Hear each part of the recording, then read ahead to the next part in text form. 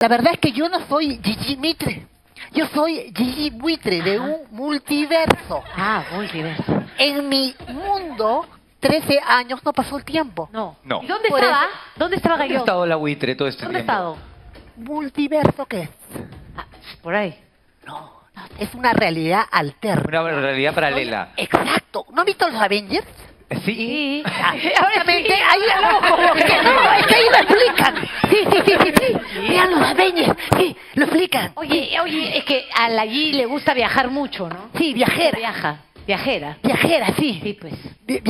Los viajes astrales. Ya. También unos viajes, te pega unos viajes. Pero bueno, estamos hablando. Ay, sí, después van a tirar paltas y van a decir que yo soy la culpable, pero estamos hablando de lo retro. Lo retro vuelve.